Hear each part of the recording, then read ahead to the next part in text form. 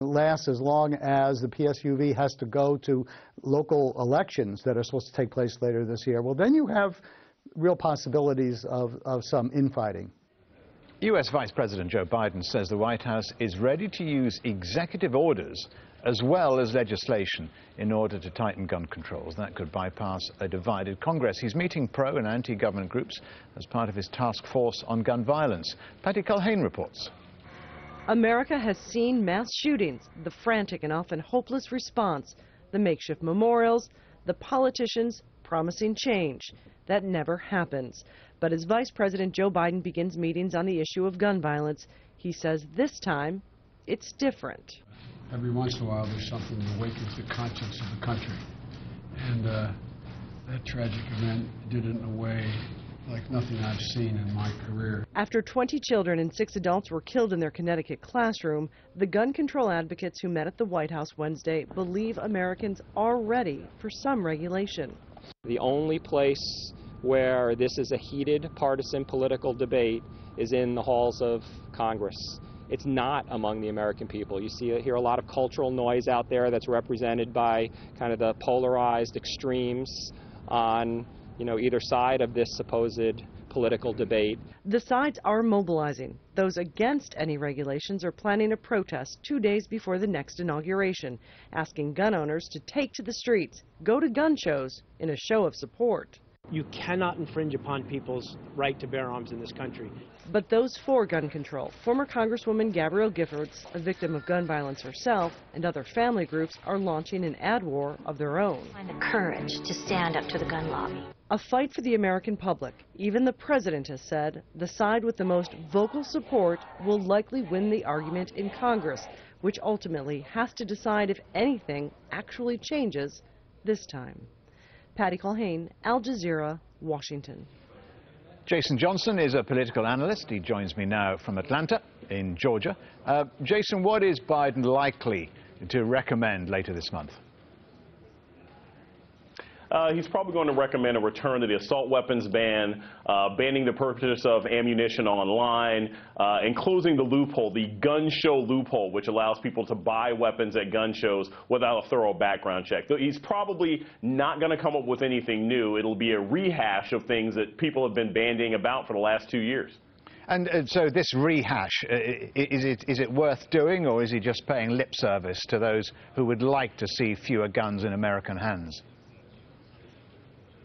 Well, I mean, it's worth doing if you're the kind of person that believes that there needs to be more gun control in the United States. But I think the larger issue is that what really needs to happen is a statewide and a state-level change in how people get access to guns. It's not just people getting access. The vast majority of Americans who own guns don't do anything wrong. But the fact that any crazy person can go into any gun show and purchase a gun, the fact that you can buy a gun in almost any state in America by just filling out a handwritten test, you don't even have to prove if you can aim, those are the things that need to be changed, and they probably won't. They probably won't indeed. Is Biden going to make proposals that could please the pro and the anti-gun lobbies?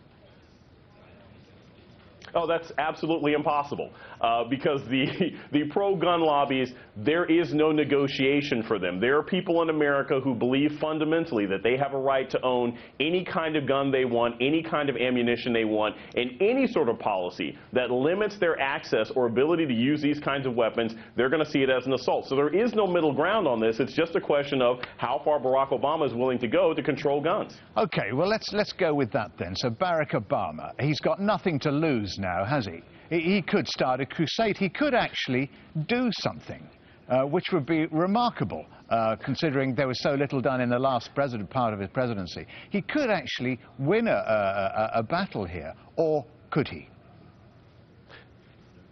He could win a battle, but you got to remember the war is much deeper. The battle could be an assault weapons ban. The battle could be limiting the access to ammunition. But whether or not he could win the war, and the war is American culture, and this is not popular to say, but it's the truth. Americans have a fundamental belief that they have a right to own guns so that they can one day fight against their oppressive government. I mean, that's really the core of this on the right. Yeah. And there's something that needs to change in that attitude in our gun culture. Well, that's not going to change. Those people aren't going to change. People are going to have to change their minds and actually have to start start impinging on what they believe is a right. And you talk about assault weapons being perhaps taken partly out of circulation, but that wouldn't have any impact with 300 million weapons washing around. Just taking out assault weapons would have minimal impact, wouldn't it?